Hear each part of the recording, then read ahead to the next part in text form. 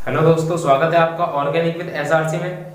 इससे पहली वीडियो में हमने बात करी थी कि कार्बनिक रसायन की परिभाषा क्या है और कार्बनिक यौगिक कौन से होते हैं और अकार्बनिक यौगिक कौन से होते हैं, इसके विषय में बात की थी। इससे पहले हमने 3 वीडियो डाल रखी है जो कि ऑर्गेनिक बेसिक की है, लेकिन अब ये पार्ट 4 है। तो आइए बात करते हैं कि किसके विषय में। आज कार्बन के विषय में बात करते हैं कि कार्बन होता क्या है। किसके विषय में? कार्बन होता क्या है। कार्बन के विषय में हम थोड़ी सी चर्चा करेंगे कि जब तक हम कार्बन को नहीं समझ पाएंगे इतने हम कार्बनिक रसायन को नहीं कर सकते। तो देखते हैं ऑर्गेनिक केमिस्ट्री, हेडिंग डालिए ऑर्गेनिक केमिस्ट्री। मैं थोड़ा सा बता देता हूं ऑर्गेनिक केमिस्ट्री, जिसको हिंदी में कार्बनिक रसायन बोला जाता है। क्या? कार्बनिक रसायन बोला जाता है। इससे पहले भी मैं आपको बता चुका हूं कार्बनिक रसायन क्या होता है। कार्बनिक रसायन तो बस एक लाइन में क्या रखने योग्य बातें हैं। जो कार्बनिक रसायन किसे कहा जाता है? कार्बन व कार्बन के यौगिकों को। किसको बेटा? कार्बन व कार्बन के यौगिकों को कार्बनिक रसायन कहा जाता है। यानी कि जो कार्बन है, कार्बन व कार्बन के यौगिकों का अध्ययन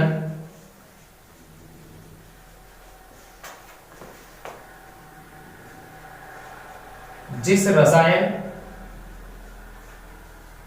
में किया जाता है उसे क्या कहा जाता है? कार्बनिक रसायन कहा जाता है। जिसके अंदर किसका अध्ययन? कार्बन में कार्बन के यौगिकों का अध्ययन किया जाता है, उसे हम कार्बनिक रसायन कहते हैं। तो देखते हैं नंबर 1, पहला पॉइंट क्या देखेंगे हम। पहला पॉइंट है हमारा कि कार्बन, जो कार्बन है हमारा, कार्बन का संकेत क्या है। कार्बन को किससे रिप्रेजेंट करते हैं? तो बेटा कार्बन को C से रिप्रेजेंट किया जाता है। किससे? कार्बन को C से रिप्रेजेंट किया जाता है। नंबर 2, जो कार्बन है वो क्या है? धातु है या अधातु? तो कार्बन क्या है बेटा? अधातु है। क्या है? अधातु। कार्बन नॉन मेटल है, यानी कि अधातु है। ये विद्युत का क्या है? कुचालक है। नंबर 3, तीसरा पॉइंट देखते हैं कि कार्बन का परमाणु क्रमांक क्या है। कार्बन का परमाणु क्रमांक क्या है? तो कार्बन का परमाणु क्रमांक होता है बेटा 6। क्या होता है? कार्बन का परमाणु क्रमांक 6। ये परमाणु क्रमांक होता क्या है? तो अगला पॉइंट लिखेंगे, कार्बन परमाणु में उपस्थित इलेक्ट्रॉनों की संख्या बराबर प्रोटॉनों की संख्या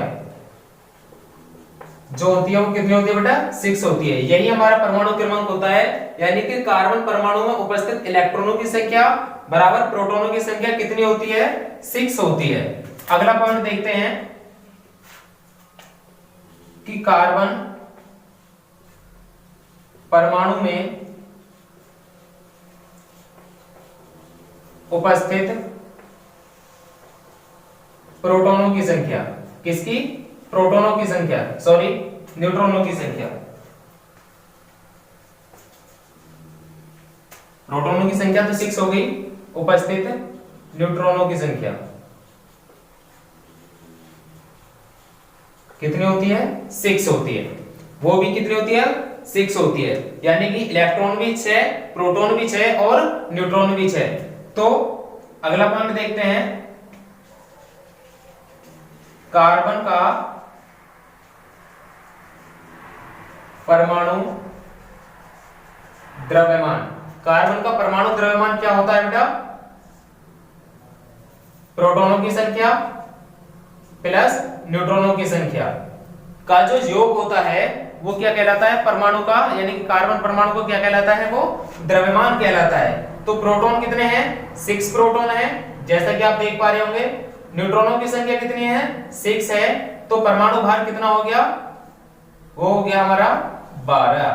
तो कार्बन का परमाणु द्रव्यमान कितना होता है? 12। तो इसलिए हम कार्बन को किस तरीका से लिख सकते हैं? इस तरीका से लिख सकते हैं कि ये कार्बन को इस तरीका से लिखो इसका परमाणु क्रमांक 6 होता है, इसे यहाँ लिखो, और परमाणु क्रमांक कितना होता है 12। तो कार्बन को इस तरीका से रिप्रेजेंट किया जाता है, कार्बन को इस तरीका से रिप्रेजेंट किया जाता है, जिसमें जो 6 है वो क्या है परमाणु क्रमांक, क्या परमाणु क्रमांक, जो कि क्या कहलाता है हमारा प्रोटॉनों की संख्या, और ये क्या होता है हमारा परमाणु भार यानी कि परमाणु द्रव्यमान, परमाणु द्रव्यमान, जिसमें क्या क्या होता है प्रोटॉन प्लस न्यूट्रॉनों की संख्या।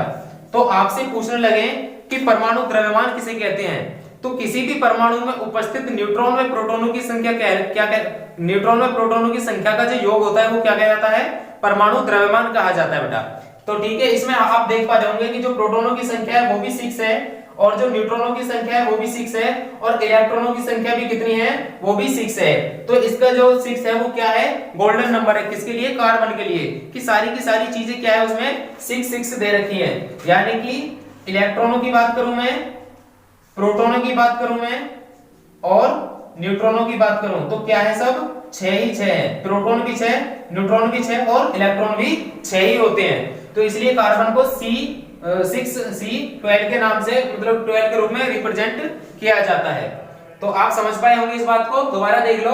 कार्बन का संकेत C होता है, कार्बन एक अधातु है, कार्बन का जो परमाणु क्रमांक होता है वो 6 होता है, और परमाणु क्रमांक होता क्या है, कार्बन परमाणु में उपस्थित इलेक्ट्रॉन व प्रोटॉनों की जो संख्या होती है वो कितनी है 6 होती है। इलेक्ट्रॉन बराबर प्रोटॉन के होते हैं बेटा, ठीक है। कार्बन परमाणु में उपस्थित न्यूट्रॉनों की जो संख्या होती है वो कितनी होती है 6 होती है। कार्बन परमाणु का द्रव्यमान क्या होता है, प्रोटॉनों की संख्या प्लस न्यूट्रॉनों की संख्या जो होती है वो कार्बन परमाणु का द्रव्यमान कहलाया जाता है, जिसमें कि प्रोटॉन भी 6 होते हैं और न्यूट्रॉन भी 6 होते हैं। दोनों का सम करते हैं यानी कि जोड़ करते हैं तो हमारा 12 आता है निकल के। तो कार्बन का परमाणु द्रव्यमान कितना होता है 12 होता है, जैसा कि आप देख पा रहे होंगे 6 परमाणु क्रमांक हो गया, जिसमें प्रोटॉनों की संख्या ये कार्बन है, और उसके ऊपर जो 12 लिख रहा है इसका परमाणु भार यानी कि परमाणु द्रव्यमान है, जो कि प्रोटॉन और प्लस न्यूट्रॉन का योग है। तो आप देख पाए इलेक्ट्रॉन प्रोटॉन और न्यूट्रॉन, इलेक्ट्रॉन भी 6 है, प्रोटॉन भी 6 है और न्यूट्रॉन भी 6 है। तो अब बात करते हैं कि कार्बन का स्थान कहां पर है, क्या, तो देखिए मैं लिख पा रहा हूं। अब बात करते हैं कि कार्बन का आवर्त सारणी में स्थान कहां पर है। जब कार्बन की इतनी सारी बातें कर ली है तो ये भी देख लें कि कार्बन पीरियोडिक टेबल में रखा हुआ कहां पर है। तो आइए इसलिए हम आवर्त सारणी का छोटा सा एक ढांचा तुमको बना करके दिखाते हैं कि क्या होता है। इस तरीका से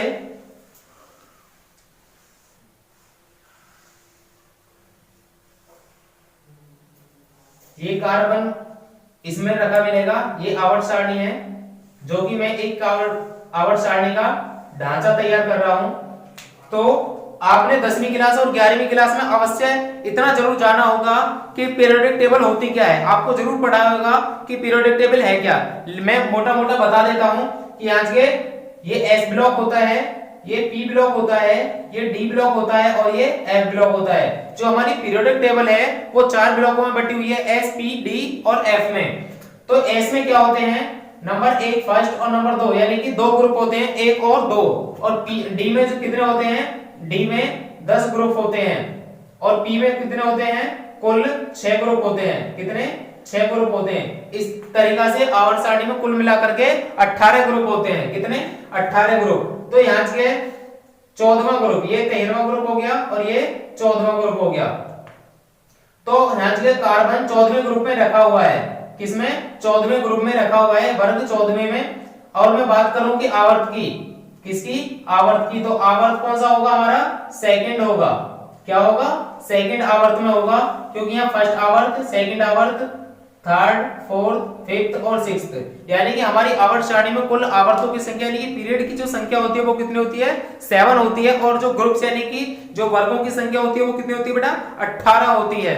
ठीक है, तो ये कार्बन जो है वर्ग 14वें में और 14वें के भी 4th ए में रखा हुआ है, वर्ग 14वां 4th ए में रखा हुआ है, जो ए में बी में बटे हुए हैं। इसी तरीका से जो आवर्त है, जो पीरियड है वो कितने में है, पीरियड नंबर 2 में रखा हुआ है। फर्स्ट में जो आते हैं वो हाइड्रोजन और हीलियम आते हैं हमारे, कौन कौन से, हाइड्रोजन और हीलियम।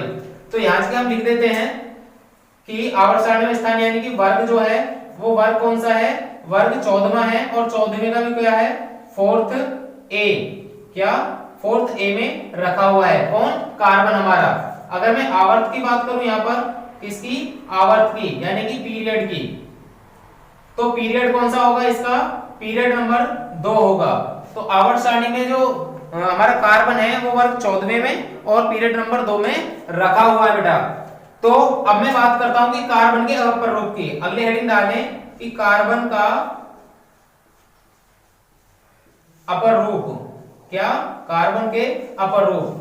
अब तुम सोच लो अपर रूप क्या है, तो मैं आपको बता देता हूं अपर रूप क्या होते हैं। कोई भी तत्व जब एक से अनेक रूपों में पाया जाता है तो उसे क्या कहते हैं, अपर रूप कहते हैं। जिस तरीका से हम यहाँ पर लिख देते हैं कि कौन कौन से प्रकार होते हैं। नंबर 1 क्या होता है कि नंबर 1 ये हीरे के रूप में पाया जाता है। जो हमारा हीरा होता है ना बेटा, वो भी कार्बन का बना हुआ होता है जी। जो डायमंड होता है यानी कि जो डायमंड है वो भी क्या है, एक कार्बन ही है। नंबर 2 जो ग्रेफाइट होता है, क्या, जो ग्रेफाइट होता है वो भी क्या है, कार्बन ही है। Number 3 C16 fullerene, C16 fullerene, इसको बकमिंस्टर फुलरीन भी कहा जाता है। क्या, बकमिंस्टर फुलरीन भी कहा जाता है। ठीक है, तो हीरा जो होता है वो भी कार्बन ही होता है। हीरे की जो स्ट्रक्चर होती है वो कुछ इस तरीका से होती है भाई। किस तरीका से, इस तरीका से।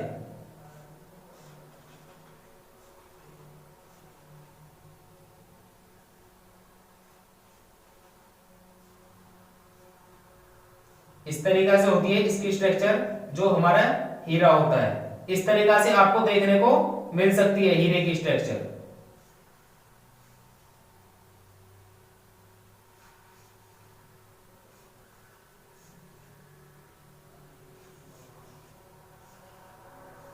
इस तरीका से इसको 3D स्ट्रक्चर बोला जाता है। क्या, हीरे की 3D स्ट्रक्चर इसको कहा जाता है। और जो ग्रेफाइट होता है उसकी स्ट्रक्चर कुछ इस तरीका से आपको देखने को मिलेगी। किस तरीका से, कि इस तरीका से बेंजीन की तरह बनाइए।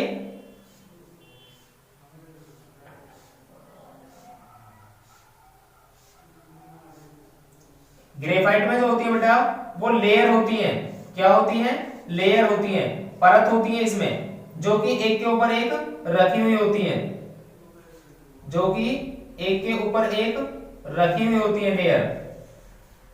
ये ग्रेफाइट में पाई जाती हैं।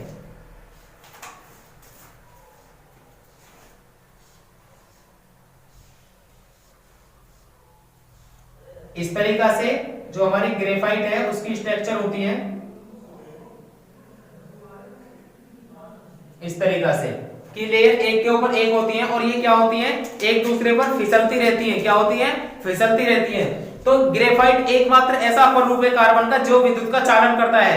कार्बन क्या है, अधातु है, बट उसका ही जो अपर रूप है हमारा ग्रेफाइट है, उसमें क्या होता है, बिजली चलती है। जबकि आप जानते हैं कि अधातु में बिजली तो चलती नहीं है, अधातु में बिजली नहीं चलती, बट ये ग्रेफाइट एक ऐसा है जो विद्युत का चालन करता है। क्या होता है, ये विद्युत का चालन करता है। कौन, ग्रेफाइट। क्यों, क्योंकि इनकी जो परतें होती हैं, ग्रेफाइट की जो लेयर होती है, इसमें क्या होता है, एक मुक्त इलेक्ट्रॉन पाया जाता है। क्या होता है, मुक्त इलेक्ट्रॉन पाया जाता है। और दुनिया का दस्तूर क्या है कि बिजली की जो चलेगी यानी कि विद्युत का जो चालन होगा वो किस कारण से होगा, यानी कि इलेक्ट्रॉन के गति करने से, यानी कि मुक्त इलेक्ट्रॉनों के कारण होगा। तो जब भी बिजली चलेगी वो मुक्त इलेक्ट्रॉनों के कारण ही चलेगी। तो इसमें क्या होता है कि मुक्त इलेक्ट्रॉन पाए जाते हैं, और जब मुक्त इलेक्ट्रॉन पाए जाते हैं तो विद्युत चल जाती है। जो भी हमारे एलिमेंट होते हैं, जो भी हमारे तत्व होते हैं जो विद्युत का चालन करते हैं, यानी कि जो धातुएं होती हैं, उनमें क्या होता है, मुक्त इलेक्ट्रॉन पाए जाते हैं। अब सोच रहे होंगे लकड़ी में बिजली क्यों नहीं चलती, लकड़ी में बेटा मुक्त इलेक्ट्रॉन नहीं पाए जाते, बट वो लकड़ी अगर भीगी हुई हो, गीली हो, पानी से हो, यानी कि H2O उसमें लगा हुआ हो, तो क्या करते हैं, उसमें बिजली चल जाती है। तो क्या होता है, बिजली पकड़ लेती है। तो ऐसा क्यों होता है, क्योंकि उसमें जो उपस्थित H2O यानी कि जल होता है, वहां पर H आयन मुक्त हो जाते हैं उसमें, तो इसलिए वहां पर विद्युत का चालन हो जाता है। तो कभी इन चीजों का प्रैक्टिकल मत करना, वरना बहुत ज्यादा नुकसान हो जाएगा। ठीक है, अगला आता है C16 फ्लोरीन। इसकी जो स्ट्रक्चर होती है हमारी वो कैसी होती है, फुटबॉल की तरह होती है बेटा। किसकी तरह, फुटबॉल की तरह।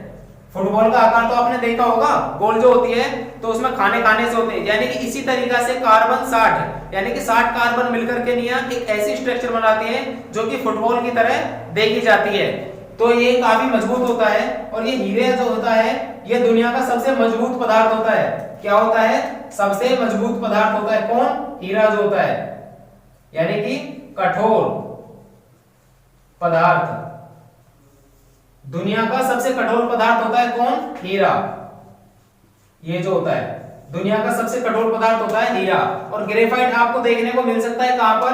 जो हमारी कच्ची पेंसिल होती है ना, कच्ची पेंसिल जो छोटी छोटी क्लासों में हम यूज करते हैं और अभी भी आर्ट के लिए यूज करते हैं, यानी कि पेंसिल जो होती है उसमें क्या होता है, उसकी जो नोक होती है वो ग्रेफाइट की बनी हुई होती है। किसकी?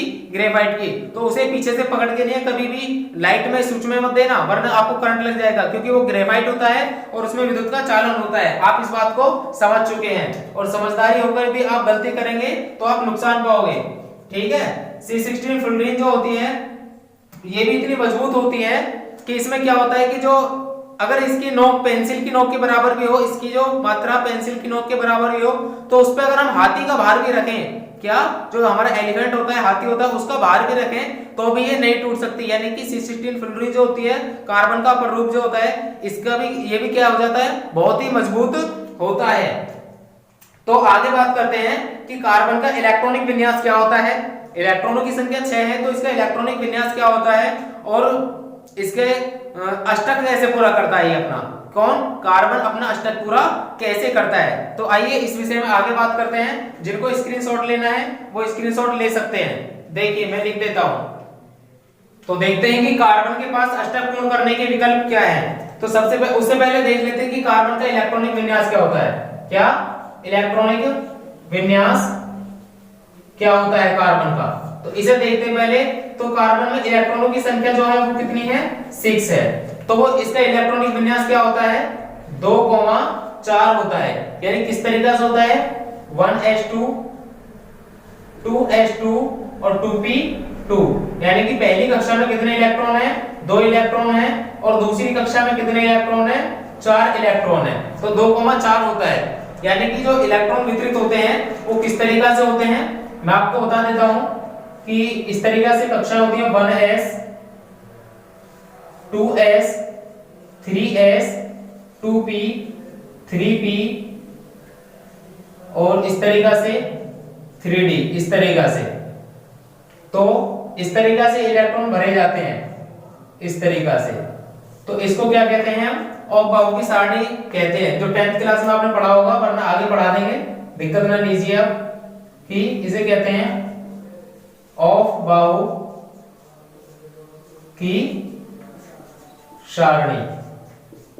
किससे? ऑफ-बाहु की सारणी से इस तरीका से भरे जाते हैं। तो इसमें क्या होता है, जो पहली कक्षा होती है, यानी कक्षा इस तरीका से होती है, इस परमाणु में जो उपस्थित होती है, पहली, दूसरी, तीसरी, चौथी, इस तरीका से डॉट डॉट डॉट, और उन्हें जो हम अल्फाबेट में दिखाते हैं उसे किस तरीका से देते हैं? K, L, M और N।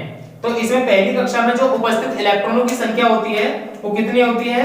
2 होती है। दूसरी में 8, तीसरी में 18 और चौथी में 32 इलेक्ट्रॉन इसमें उपस्थित होते हैं। बट नियम क्या है कि सभी को अष्टक पूर्ण करना होता है।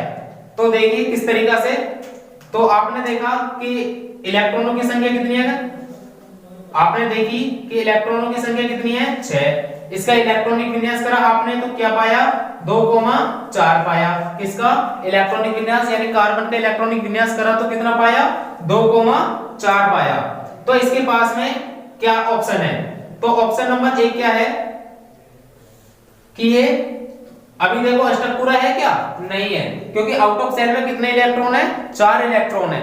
और बेटा जो भी हमारे तत्व होते हैं, एलिमेंट होते हैं आवर्त सारणी में उपस्थित जो भी तत्व हैं, उनका सबका क्या मानना है? जैसे आप सब भी हैं तो सब क्या चाहते हो कि सभी पढ़ना चाहते हैं, सभी क्या होना चाहते हैं? अमीर होना चाहते हैं। तो इसी तरीका से जो हमारे एलिमेंट होते हैं ये भी क्या होना चाहते हैं? ये भी अपना स्थायित्व प्राप्त करना चाहते हैं, अमीर होना चाहते हैं। और इनका अमीर होने के लिए इनको जरूरत किस चीज की है, तो वो है आउट ऑफ सेल में अष्टक पूरा करने की, यानी कि 8 इलेक्ट्रॉनों को पाने की, कि आउट ऑफ सेल में कितने इलेक्ट्रॉन हो जाएं, वो 8 इलेक्ट्रॉन हो जाएं, और वो इससे क्या हो जाते हैं, खुश हो जाते हैं। लेकिन मैं आपको बता दूं कि पूरी आवर्त सारणी में 2 तत्व ऐसे हैं जो अपनी द्वैत पूरी करके ही, यानी कि 2 इलेक्ट्रॉन पूरा करके अपने कक्षा को, यानी कि अपने स्थायित्व को प्राप्त कर लेते हैं, और वो है हाइड्रोजन और हीलियम। हाइड्रोजन का परमाणु क्रमांक 1 होता है और हीलियम का 2 होता है। तो इस तरीका से देखते हैं कि इसके पास में क्या ऑप्शन है कि 4 इलेक्ट्रॉन, तो इस तरीके से स्थायित्व कब होगा, या तो ये 4 इलेक्ट्रॉन ग्रहण कर ले किसी से तो 8 हो जाएंगे, तब इसका स्थायित्व पूरा हो जाएगा, या 4 इलेक्ट्रॉन क्या कर लिए, 4 इलेक्ट्रॉन अपने दान कर दे। इस तरीका से इसके पास 2,4 हैं, तो 4 इलेक्ट्रॉन अगर किसी और से ले लेगा तो कितना हो जाएगा, देखो अगर ये 4 इलेक्ट्रॉन ग्रहण करता है, क्या 4 इलेक्ट्रॉन ग्रहण करता है, अगर हमारा जो कार्बन है 4 इलेक्ट्रॉन ग्रहण कर ले तो इसका इलेक्ट्रॉनिक विन्यास क्या हो जाएगा, 2,8 हो जाएगा। क्या हो जाएगा, 2,8। अब दूसरा ऑप्शन क्या है इसके पास में कि ये 4 इलेक्ट्रॉन त्याग दे, क्या कर दे, 4 इलेक्ट्रॉन दान कर दे, यानी कि त्याग दे, यानी कि दान कर दे। तो अब इसका इलेक्ट्रॉनिक विन्यास क्या रह जाएगा, केवल 2 रह जाएगा, क्योंकि 4 इलेक्ट्रॉन इसने क्या कर दिए, दान कर दिए, तो कितना रहेगा, केवल 2 रहेगा। और 4 इलेक्ट्रॉन ये किसी से ग्रहण कर लेता है तो कितने हो जाते हैं, 2,8 हो जाते हैं। तो इस स्थिति में आप देखिए जो इलेक्ट्रॉनों की संख्या है, क्या जो इलेक्ट्रॉनों की संख्या वो कितनी हो जाती है, वो 10 हो जाती है, क्योंकि पहले 6 थे, अब इसने 4 इलेक्ट्रॉन और ग्रहण कर लिए तो कुल कितने इलेक्ट्रॉन हो गए, वो 10 हो गए। लेकिन प्रोटॉनों पर कोई प्रभाव पड़ा नहीं पड़ा, जो प्रोटॉन है वो कितने हैं, अभी भी 6 के 6 ही हैं। केवल लेन देन जो हुआ है, यानी कि जो ग्रहण करें वो क्या हुआ है, केवल इलेक्ट्रॉनों के साथ हुआ, प्रोटॉनों के साथ कुछ भी नहीं हुआ है। तो प्रोटॉन कितने हैं, 6 है। और इस कंडीशन में देखते हैं तो इलेक्ट्रॉनों की संख्या कितनी हो जाती है, 2 है, यानी कि कितनी है, 2 है, जब 4 इलेक्ट्रॉन इसने दान कर दिए। लेकिन अगर मैं बात करूं कि प्रोटॉन की, इसकी प्रोटॉन की, तो कितने हैं यहाँ पर, 6 हैं। बट तो यहाँ पर यह कंडीशन आप देख पा रहे होंगे, तो यहाँ पर इलेक्ट्रॉन कितने हो गए, 10 हो गए हैं, और यहाँ पर इलेक्ट्रॉन कितने हैं, 2 हैं। कब, जब इसने 4 इलेक्ट्रॉन ये दान कर दे तो। लेकिन दान करेगा कब, दान करेगा तभी तो यहाँ पर 2 रहेंगे। लेकिन देखते हैं कि ये दान करेगा या नहीं करेगा, तो देखते हैं कि यह इसके आउट ऑफ सेल में, यानी कि जो टोटल इलेक्ट्रॉन है वो 6 ही रहेंगे या नहीं रहेंगे। 6 कब रहेंगे, जब ये दान नहीं करेगा। अगर दान कर देगा तो कितने रहेंगे बेटा, केवल 2 इलेक्ट्रॉन रहेंगे। ठीक है, तो देखते हैं क्या ये 6 रहेगा या 2 रहेगा। तो इसके विषय में बात करते हैं, क्या ये 4 इलेक्ट्रॉन लेकर के, ये 4 इलेक्ट्रॉन लेकर के कार्बन क्या बना लेगा अपने ऊपर, कि C4- बना लेगा।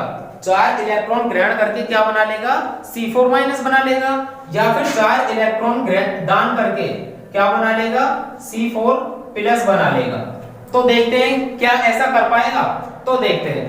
अब यहाँ पर प्रोटॉनों की संख्या कितनी है, 6, और इलेक्ट्रॉनों की संख्या कितनी है, 10, यानी कि ये परमाणु का नाभिक हो गया, जो हमारा परमाणु है कार्बन का, और ये इसके आउट ऑफ सेल में क्या हो गए, 10 इलेक्ट्रॉन हो गए। कितने, 10 इलेक्ट्रॉन हो गए। जो हमारा प्रोटॉन होते हैं वो नाभिक में उपस्थित होते हैं, किसमें, नाभिक में उपस्थित होते हैं। तो प्रोटॉनों की संख्या 6 है और इलेक्ट्रॉनों की संख्या 10 है, जो कि बाहर कक्षाओं में, यानी कि सेल में चक्कर लगाते हैं। तो देखिए ये बाहर मूव करते हैं, तो होता क्या है कि 6 प्रोटॉनों ने 10 इलेक्ट्रॉनों को पकड़ रखा है। अब ये कंडीशन क्या हुई कि 6 लोगों ने, क्या 6 लोगों ने 10 लोगों को पकड़ रखा है, तो वो तो कभी भी छूट के भाग सकते हैं आपके हाथ से, तो ये पकड़ पाएंगे क्या, नहीं पकड़ पाएंगे। तो 6 प्रोटॉन 10 इलेक्ट्रॉनों को नहीं संभाल सकते, बिल्कुल भी क्या कर सकते हैं, नहीं संभाल सकते, क्योंकि 6 प्रोटॉनों के पास में 10 इलेक्ट्रॉनों को संभाल पाना संभव नहीं है। क्या संभव नहीं है, तो इसलिए क्या बात हो जाती है, ये बात फेल हो जाती है, यानी कि ये 4 इलेक्ट्रॉनों को ग्रहण नहीं कर सकता। 4 इलेक्ट्रॉन ग्रहण करे तभी तो 10 होने, ऑलरेडी उससे पहले कितने थे, 6 इलेक्ट्रॉन्स थे। ठीक है, अब दूसरी कंडीशन क्या है कि ये 4 इलेक्ट्रॉन दान कर सकता है क्या, तो देखते हैं। ये हमारा क्या हो गया, नाभिक हो गया, जिसमें 6 प्रोटॉन उपस्थित हैं। कितने, 6 प्रोटॉन उपस्थित हैं परमाणु के नाभिक में, और यहाँ के आउट ऑफ सेल में कितने इलेक्ट्रॉन है हमारे, कि 6 ही इलेक्ट्रॉन है, मतलब टोटल इलेक्ट्रॉन कितने इसमें, 6 इलेक्ट्रॉन है। तो देखते हैं कि 6 इलेक्ट्रॉनों में से, किसमें से, 6 इलेक्ट्रॉनों में से हम एक इलेक्ट्रॉन इसमें से निकाल लें, कुछ ऊर्जा दे करके एक इलेक्ट्रॉन निकाल लें। माना कि मैंने इतनी ऊर्जा दे दी, क्या, इतनी ऊर्जा दे दी और इसमें से एक इलेक्ट्रॉन को निकाल लिया, तो अब इलेक्ट्रॉन कितने बचे, 5 बचे। तो 6 प्रोटॉनों ने अब कितने इलेक्ट्रॉनों को पकड़ रखा है, 5 इलेक्ट्रॉनों को। अब से पहले जब 6 प्रोटॉन थे, 6 इलेक्ट्रॉन थे, 6 प्रोटॉनों ने 6 इलेक्ट्रॉनों को पकड़ रखा था। और अब क्या है कि एक इलेक्ट्रॉन कुछ ऊर्जा देकर के निकाल लिया, तो इस समय 6 प्रोटॉनों ने 5 इलेक्ट्रॉनों को पकड़ रखा है। कितने, इनको 5 इलेक्ट्रॉनों को पकड़ रखा है। अब ये कंडीशन क्या है कि 6 लोगों ने 5 लोगों को पकड़ रखा है, अपने पास में कब्जा रखा है, तो मजबूती से पकड़ रखा होगा, कोई दिक्कत नहीं है। अब यहाँ पे कंडीशन क्या हो जाती है, अगर मैं ऊर्जा थोड़ी सी और बढ़ा दूं, क्या, ऊर्जा थोड़ी सी और दे करके मैं इसमें से एक इलेक्ट्रॉन और निकाल लूं, तो क्या हो जाता है, 4 इलेक्ट्रॉन रह जाते हैं। अब क्या हो जाता है कि 6 प्रोटॉनों ने 4 इलेक्ट्रॉनों को पकड़ रखा है, कितने, इनको 4 इलेक्ट्रॉनों को पकड़ रखा है। अगर मैं थोड़ी सी ऊर्जा और दे करके, मुश्किल है काम कि थोड़ी सी ऊर्जा और दे करके क्या कर दिया कि इसमें से एक इलेक्ट्रॉन को मैंने और निकाल दिया, तो इलेक्ट्रॉन मेरे पास कितने बच जाते हैं, 3 इलेक्ट्रॉन बच जाते हैं। कितने, 3 इलेक्ट्रॉन। तो यहाँ पर 6 प्रोटॉनों ने 3 इलेक्ट्रॉनों को पकड़ रखा है। तो अब तो बात बहुत मजबूत होगी कि 6 लोगों ने मिलकर के 3 लोगों को पकड़ रखा है, तो सीधी सी बात है कि 2 लोगों ने मिलकर के 1 लोगों को पकड़ रखा होगा, यानी कि एक व्यक्ति को 2 लोगों ने पकड़ रखा है। तो क्या वो छूट पाएगा, नहीं छूट पाएगा। अर्थात इस समय आकर्षण जो है इलेक्ट्रॉन के ऊपर प्रोटॉन का इतना भारी हो चुका है कि प्रोटॉन अब 3 इलेक्ट्रॉनों को अपने पास से बिल्कुल भी नहीं छोड़ सकते। यानी कि अब इतनी ऊर्जा देनी, यानी कि अब मैं इससे ज्यादा ऊर्जा देने की कोशिश करूं तो मैं नहीं दे पाऊंगा, क्या, नहीं दे पाऊंगा। अब मेरे बस की इतनी ऊर्जा देनी नहीं है कि एक इलेक्ट्रॉन और निकाल सकूं, इसमें से एक ऊर्जा, यानी कि थोड़ी ऊर्जा दे करके एक इलेक्ट्रॉन और निकाल सकूं, इतने मेरे पास में एनर्जी नहीं है। तो यहाँ पर क्या हो जाती है, ये 4 इलेक्ट्रॉन दान नहीं कर सका, केवल 3 इलेक्ट्रॉन दान कर सका। लेकिन हमें कितने करना था, 4 इलेक्ट्रॉन दान करने थे। जब तक 4 इलेक्ट्रॉन दान नहीं होते हमारा स्थायित्व कार्बन का प्राप्त नहीं होता। जब ये बात प्राप्त नहीं होता तो इसलिए कार्बन 4 इलेक्ट्रॉन भी दान नहीं कर सकता। इसलिए क्या हो जाता है, ये C4+ भी नहीं बनाता और ये C4- भी नहीं बनाता। कमॉन, फिर से अगर किसी को दिक्कत हो तो आप दोबारा देख सकते हैं, वीडियो को पॉज करके इसको लिख लीजिए और दोबारा रिव्यू करके लिए वीडियो को देख सकते हैं। तो कार्बन के जो इलेक्ट्रॉनिक विन्यास होता है वो 6 होता है, जो कि कार्बन का इलेक्ट्रॉनों की संख्या 6 होती है, उसका जो इलेक्ट्रॉनिक विन्यास 2,4 होता है। तो कार्बन को अपना अष्टक पूरा करने के लिए 2 ऑप्शन होते हैं, या तो वो 4 इलेक्ट्रॉन ग्रहण कर ले या 4 इलेक्ट्रॉन दान कर दे। 4 इलेक्ट्रॉन ग्रहण करके वो क्या बना सकता है, C4- बना सकता है, और 4 इलेक्ट्रॉन दान करके वो क्या बना सकता है, C4+ बना सकता है। ठीक है, तो देखिए अगर वो 4 इलेक्ट्रॉन ग्रहण कर ले तो इसका इलेक्ट्रॉनिक विन्यास 2,8 हो जाता है। अगर वो 4 इलेक्ट्रॉन दान कर दे तो उसका इलेक्ट्रॉनिक विन्यास क्या रह जाता है, 2 रह जाता है। जब वो 4 इलेक्ट्रॉन ग्रहण कर लेगा तो उसमें इलेक्ट्रॉनों की संख्या 10 हो जाती है, बट प्रोटॉन जो होते हैं वो 6 ही रहते हैं। अब यहाँ पर 4 इलेक्ट्रॉन अगर दान कर देगा तो इसके पास 2 रह जाएंगे, बट अभी दान नहीं किए तो उसके पास में कितने हैं, 6 इलेक्ट्रॉन हैं। कितने हैं, 6 इलेक्ट्रॉन हैं, और प्रोटॉनों की संख्या कितनी है, वो भी 6 है। तो देख पाते हैं कि 6 प्रोटॉन 6 इलेक्ट्रॉनों को अपने पास, 6 प्रोटॉन इलेक्ट्रॉनों में से 4 इलेक्ट्रॉन चले जाएंगे या नहीं चले जाएंगे। तो हमने देखा कि 6 प्रोटॉनों को अगर रखा था, उसमें से एक इलेक्ट्रॉन निकाला कुछ ऊर्जा दे करके, तो 5 इलेक्ट्रॉन बचे। इसमें से ऊर्जा दे करके एक इलेक्ट्रॉन की ऊर्जा और नहीं है कि अब 3 इलेक्ट्रॉनों में से एक इलेक्ट्रॉन को और निकाल पाऊं, क्योंकि यहाँ पर नाभिक का जो आकर्षण होता है वो काफी मजबूत हो जाता है, क्योंकि 6 प्रोटॉनों ने कितने को पकड़ रखा है, 6 लोगों ने मिलकर के 3 लोगों को पकड़ रखा है। कितने लोगों को, 3 लोगों को पकड़ रखा है। तो वहां पर आकर्षण क्या है, बहुत ज्यादा। तो इसलिए क्या है कि कार्बन नहीं तो C4+ बनाता और C4- भी नहीं बनाता। तो कार्बन फिर करता क्या है, कार्बन करता है बेटा साझेदारी। क्या करता है, कार्बन साझेदारी करता है। तो देखिए किस तरीका से मैं बता रहा हूं आपको, जिनको स्क्रीनशॉट लेना वो ले लीजिए। कार्बन के आउट ऑफ शेल में कितने इलेक्ट्रॉन होते हैं, 4 इलेक्ट्रॉन होते हैं। तो ये कार्बन है, इसके आउट ऑफ शेल में 4 इलेक्ट्रॉन है, उनको मैं इस तरीका से दर्शा रहा हूं।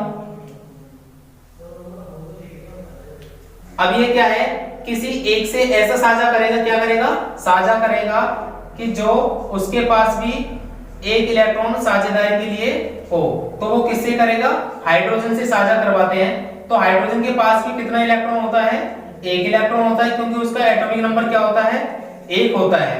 ठीक है, तो अब इस तरीके से क्या करेगा, साझा करेगा। तो साझेदारी से बने बंध क्या होते हैं, सहसंयोजी बंध कहलाते हैं। उसकी विषय में आगे बात करेंगे। तो साझा करा, तो इसने क्या कहा, कार्बन ने हाइड्रोजन से कहा कि आप मुझसे साझा कर लीजिए, जिससे कि आपका भी द्वैत पूरा हो जाएगा, यानी कि 2 पूरे हो जाएंगे और मेरा अष्टक पूरा हो जाएगा, दोनों का काम चल जाएगा। यहाँ पर क्या है कि गरीब गरीब लोग दोनों मिल रहे हैं, बट दूसरा क्या है कि एक बंदा क्या ले आता है कि रोटी ले आता है और दूसरा बंदा सब्जी ले आता है, यानी गरीब गरीब दोनों मिल जाते हैं, तो क्या हो जाता है वहां पर दोनों का काम चल जाता है। तो यहाँ पर क्या है कि दोनों ही गरीब हैं, हाइड्रोजन को भी एक की जरूरत है और कार्बन को भी एक एक की यानी कि 4 की जरूरत है। तो कार्बन ने क्या कहा कि 4 हाइड्रोजन को आमंत्रित किया और 4 हाइड्रोजन को बुलाया वहां पर, और इस तरीका से क्या करा कि उनके साथ में साझा किया। क्या किया, साझा किया। अब साझा कराए तो देखते हैं कि साझा किस तरीका से होगा। इस तरीका से ये हो गया साझा। तो कार्बन के इस समय गिनोगे कितने इलेक्ट्रॉन हो गए, 1 2 3 4, तो इसके पास है 5 6 7 और 8। तो यहाँ पर कार्बन के आप देख पा रहे हैं कि 8 इलेक्ट्रॉन पूरे हो गए। तो जब निमंत्रण पे हाइड्रोजन आया है तो उसका भी शर्त क्या थी कि हम द्वैत पूरा करेंगे। क्या करेंगे, द्वैत पूरा करेंगे। तो कार्बन ने कहा ठीक बात है, हम नकार नहीं रहे, आप द्वैत पूरा कर लीजिए। तो कार्बन ने भी अपना, हाइड्रोजन ने अपना द्वैत पूरा करा। तो देखिए किस तरीका से, इस तरीका से, ये देखो। तो यहाँ पर हाइड्रोजन के भी कितने हो गए, प्रत्येक हाइड्रोजन के 2 हो गए, 1 2 1 2 1 2 1 2। तो यहाँ पर तुम देख पा रहे होंगे कि कार्बन के अपने 8 पूरे हो गए और हाइड्रोजन के 2 पूरे हो गए, यानी कि दोनों का काम बन गया। तो बेटा एक एक इलेक्ट्रॉनों की साझेदारी से, क्या, एक एक इलेक्ट्रॉनों की साझेदारी से जो बंध बनता है उसे कहते हैं हम सहसंयोजी बंध। तो इनके मध्य क्या है, दोनों के मध्य राजीनामा है। तो क्या कर रहे हैं, वो सहमत है इस चीज से। तो क्या बना लेंगे, वो बॉन्ड बना लेंगे। ठीक है, क्या बना लेंगे, बॉन्ड बना लेंगे। तो किस तरीका से कि कार्बन यहाँ इस तरीका से होगा और हाइड्रोजन बॉन्ड बनाएगा इस तरीका से, कार्बन और हाइड्रोजन आपस में इस तरीका से बॉन्ड बना लेंगे। किस तरीका से, इस तरीका से, यानी कि ये इस तरीका से आपस में जुड़ जाएंगे।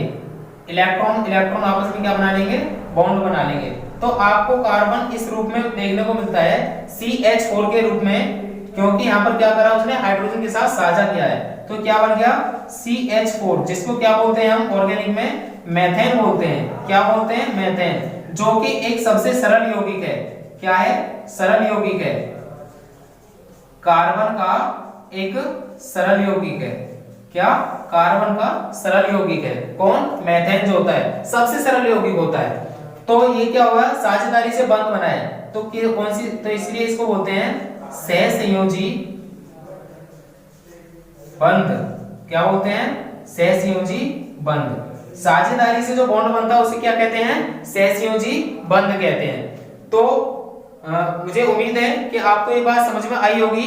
ठीक है, तो जिनको भी कोई दिक्कत हो वो कमेंट सेक्शन में कमेंट कर सकते हैं और हम उनको जवाब दे देंगे। जो भी कोई दिक्कत हो आप क्वेश्चन कर सकते हैं। ठीक है, तो देखते रहिए इसी तरीके से लगातार वीडियो। ये चौथी वीडियो थी हमारी, और आगे बात करेंगे कि कार्बन का नामकरण कैसे होता है। क्या, कार्बन किस तरीके से बॉन्ड बनाता है और नामकरण कैसे होता है। ठीक है, तो मिलते हैं अगली वीडियो में।